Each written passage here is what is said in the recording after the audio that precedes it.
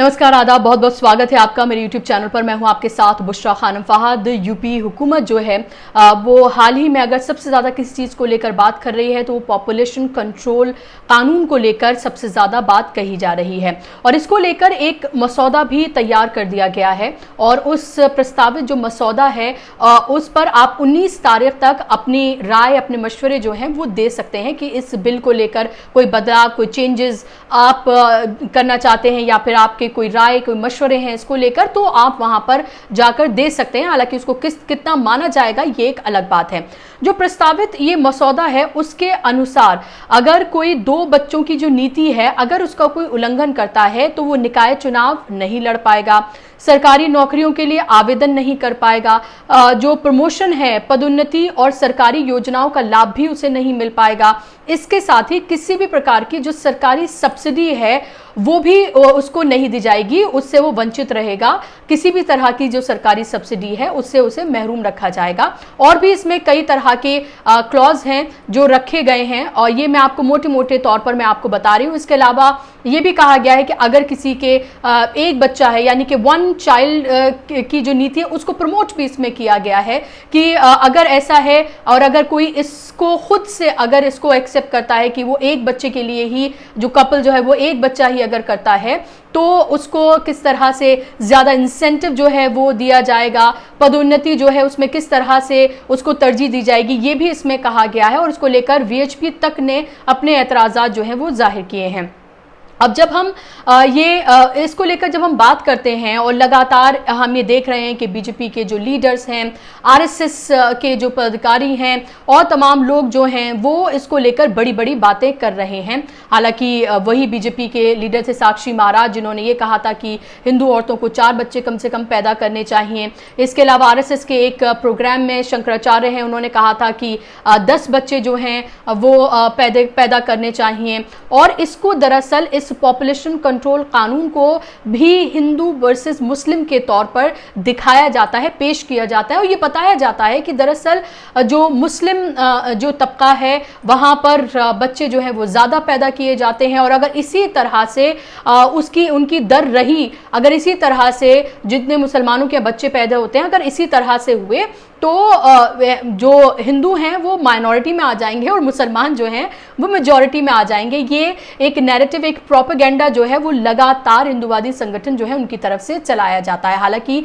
अगर पूरे मुल्क में हम बात करते हैं तो मुसलमानों की आबादी 14 से 15% है और उत्तर प्रदेश की अगर हम बात करते हैं तो 19 से 20% मुसलमानों की आबादी है। तो आप अंदाजा लगाइए कि जो 80% हैं उनको खतरा है उन 20% से, क्योंकि उनके यहाँ बच्चे ज्यादा पैदा हो रहे हैं। या फिर अगर पूरे मुल्क की अगर हम बात करते हैं तो आप ये देखिए कि 85% जो हैं उनको 15% से खतरा है कि अगर इसी तरह से उनकी आबादी बढ़ती रही तो वो मेजॉरिटी वाले जो है माइनॉरिटी वाले जो है मेजॉरिटी में आ जाएंगे। और यही एक घटिया नैरेटिव जो है वो लगातार सेट किया जाता है और उसमें साथ देता हुआ नजर आता है जो गोदी मीडिया है। और जब भी पॉपुलेशन कंट्रोल बिल की बात आती है वो कोई ना कोई ऐसा मुस्लिम चेहरा सामने लेकर आ जाते हैं, ऐरा गैरा, जिसको सामने रखकर वो इस पूरी बहस को ही दूसरी तरफ मोड़ देते हैं। ना कि बल्कि आप ये देखें कि कोई पहली बार नहीं है, हम दो हमारे दो का नारा इससे पहले भी सरकारें दे चुकी हैं और इस तरह से प्रमोट किया गया है कि पॉपुलेशन को कंट्रोल किया जाना चाहिए।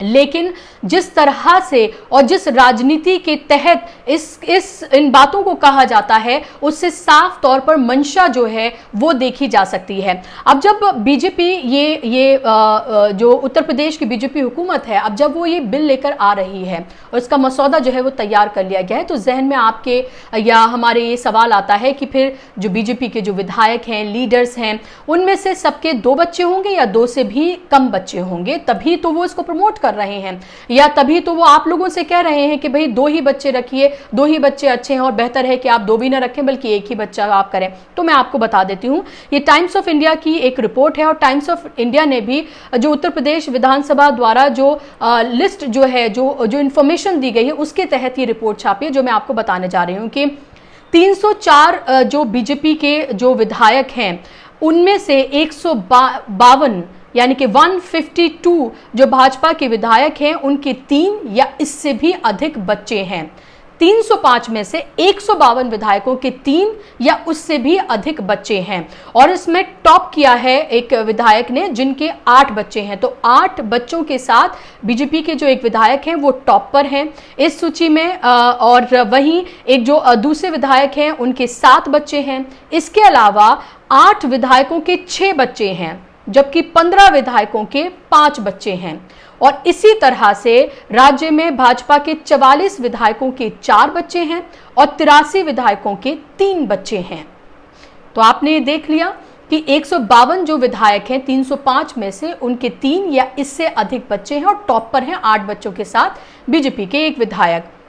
और इसके अलावा जो अभी प्रस्तावित जो जनसंख्या नियंत्रण कानून है, अगर इसको लागू कर दिया जाता है, अगर सरकार इसको लागू कर देती है, तो ये जितने भी 152 बीजेपी के विधायक हैं जिनके 3 या इससे भी अधिक बच्चे हैं, तो ये तमाम अयोग्य साबित होंगे। तो क्या बीजेपी आगे आने वाला जो इलेक्शन है 2022, जिसको लेकर ये तमाम तैयारियां जो हैं वो की जा रही हैं, क्योंकि सरकार तो पिछले 5 साल से है और केंद्र में 7 साल से है, लेकिन अभी उनको लग रहा है कि यही बिल्कुल एकदम बेस्ट टाइम है कि जब उनको ये कानून लेकर आना चाहिए। तो अब सवाल ये उठता है कि आगे आने वाले जो इलेक्शन है 2022 में क्या जो 152 जो ये बीजेपी के ये विधायक हैं, क्या इनको टिकट देगी बीजेपी? और अगर टिकट देती है तो फिर तो ये एक तरह से आप इसको प्रमोट कर रहे हैं कि अगर आपके 3 से अधिक बच्चे हैं तो भी कोई बात नहीं, हम आपको टिकट दे सकते हैं, आप इलेक्शन लड़ लीजिए। क्योंकि आप ये देखें कि आम जनता के लिए ही क्या ये नियम कानून बनाए गए हैं कि आप सरकारी नौकरियों में आवेदन नहीं कर सकते हैं, आप को सरकारी सब्सिडी जो है उसके लाभ से वंचित कर दिया जाएगा, प्रमोशन नहीं दिया जाएगा, सब्सिडी नहीं दी जाएगी, लोकल बॉडी जो है इलेक्शन नहीं लड़ने दिया जाएगा। ये उसमें नहीं कहा गया है कहीं से भी कि अगर आप विधानसभा का इलेक्शन अगर आप लड़ने जा रहे हैं तो वो आपको लड़ने दिया जाएगा या नहीं लड़ने जाएगा, इस तरह की कोई बात उसमें नहीं कही गई। सिर्फ लोकल बॉडी इलेक्शन के लिए निकाय चुनाव का उसमें जिक्र किया गया है। तो क्या आगे आने वाले वक्त में जो 2022 में जो चुनाव होने जा रहे हैं, क्या योगी हुकूमत जो है या फिर जो बीजेपी है, क्या सिर्फ उन लीडर्स को ही चुनेगी जिनके 2 या उससे कम बच्चे हैं? क्योंकि तभी तो आप एक मॉडल सेट करेंगे, तभी तो ये प्रमोट करेंगे आप इसको, तभी तो आप लोगों को बताएंगे कि देखिए हमने सिर्फ ऐसे नेताओं को ही टिकट दिया है जिनके 2 या उससे भी कम बच्चे हैं। और अगर ऐसा नहीं होता है तो साफ तौर पर सरकार का जो दोगला चरित्र है वो आपके सामने खुलकर आ जाएगा। क्योंकि ये अगर आप कोई कानून बना रहे हैं तो ये कानून सब पर लागू होने चाहिए। ये कानून हेड टू टो, चाहे वो किसी पोजीशन पर हो, कहीं पर भी हो, सब पर वो कानून जो है वो लागू होने चाहिए। अगर लोकसभा की दृष्टि से अगर देखा जाए, क्योंकि मैंने अभी आपको विधानसभा की बात कही और अगर लोकसभा की मैं बात करती हूं तो जितने अभी जो 168 मौजूदा सांसदों की जो लिस्ट है वो लोकसभा की वेबसाइट पर जारी की गई है। इनमें से जो 105 बीजेपी के विधायक हैं उनके 3 या इससे अधिक बच्चे हैं। तो ना सिर्फ 152 जो उत्तर प्रदेश में बीजेपी के विधायक हैं, ना सिर्फ वो, बल्कि अगर हम एमपीज की भी बात करते हैं तो 105 जो हैं बीजेपी के एमपीज हैं उनके 3 या इससे अधिक बच्चे हैं। और इसके अलावा मैं आपको ये भी बता दूं कि एक प्राइवेट मेंबर बिल जो है वो रवि किशन जो भोजपुरी सिंगर रहे हैं और अब बीजेपी के लीडर हैं, गोरखपुर से सांसद हैं बीजेपी के, वो एक प्राइवेट मेंबर बिल लेकर आने जा रहे हैं अभी मॉनसून सेशन में। और ये हास्यास्पद है कि उनके खुद के 4 बच्चे हैं, 3 लड़कियां 1 लड़का है, उनके खुद के 4 बच्चे हैं और वो इसी पॉलिसी को लेकर आने जा रहे हैं। वो ये उसमें जो प्राइवेट मेंबर बिल लेकर आ रहे हैं उसमें भी यही कहा गया है कि किस तरह से 2 से अगर अधिक किसी के बच्चे हैं तो किस तरह से उससे सरकारी जो सुविधाएं हैं, जो नौकरियां हैं और तमाम चीजें हैं उससे उन्हें वंचित रखा जाएगा। और खुद के उनके 4 बच्चे हैं, तो आपके 4 बच्चे हो सकते हैं, लेकिन कोई अगर आम नागरिक है तो उसके अगर वो खुद चाहता है, उसकी अगर इकोनॉमिक कंडीशन अगर उस तरह की है कि वो 4 बच्चों का बोझ या 2 से अधिक बच्चों का बोझ वो सहन कर सकता है, उनको अच्छी तालीम, उनको अच्छी शिक्षा वो दे सकता है, अच्छे से उनका पालन पोषण कर सकता है, अगर उसे ऊपर वाले ने इतना दिया है तो भी वो नहीं कर सकता है, क्योंकि सरकार इस तरह की पॉलिसी जो है अभी फिलहाल आसाम से लेकर उत्तर प्रदेश तक यही नीति लेकर आई जा रही है और इसको बाकायदा तौर पर बहुत प्रमोट भी किया जा रहा है। अच्छी बात है अगर सरकार ये कर रही है, लेकिन सबसे पहले सरकार को खुद अपने अंदर झांक के देखना चाहिए कि उसके मौजूदा सांसद या फिर आसाम या उत्तर प्रदेश में अभी जो उसके मौजूदा विधायक हैं उनमें से कितनों के 2 बच्चे हैं। और आप ये देखें कि एक विधायक साहब के तो 8 बच्चे तक हैं और उसके बावजूद भी आप देख लीजिएगा कि हो सकता है कि वही विधायक साहब जो हैं 2 बच्चों की जो पॉलिसी है उसको प्रमोट करते हुए नजर आए। इसके अलावा आपको जान के ये आश्चर्य होगा कि पिछले दिसंबर में एक याचिका के जवाब में सरकार ने सुप्रीम कोर्ट को ये बताया था कि अलग अलग जो जनसंख्या नियंत्रण, जो जन के नियंत्रण के जो तरीके होते हैं, यानी कि जो कॉन्ट्रासेप्टिव्स होते हैं जिससे कंट्रोल किया जा सकता है बर्थ को, उसके चलते भारत में 2.1 की जो प्रजनन दर है उसको प्राप्त करने की कगार पर है। यानी कि अभी कोई हमारे मुल्क में कोई इस तरह की कोई इमरजेंसी नहीं है, कोई जनसंख्या विस्फोट नहीं हुआ है अभी, और अभी ऐसा नहीं है कि हालत ये आ गई कि अभी अगर कुछ नहीं किया तो पता नहीं क्या हो जाएगा। खुद सरकार ने सुप्रीम कोर्ट में ये कहा है कि जल्द ही 2.1 की जो प्रजनन दर है, यानी कि जो कि स्थिर है, ना बढ़ रही है ना घट रही है, उसको जल्द ही हम हासिल करेंगे। जिस तरह के तरीके जो हैं, जो कॉन्ट्रासेप्टिव्स हैं, जिस तरह के तरीके हैं उनको अपना कर।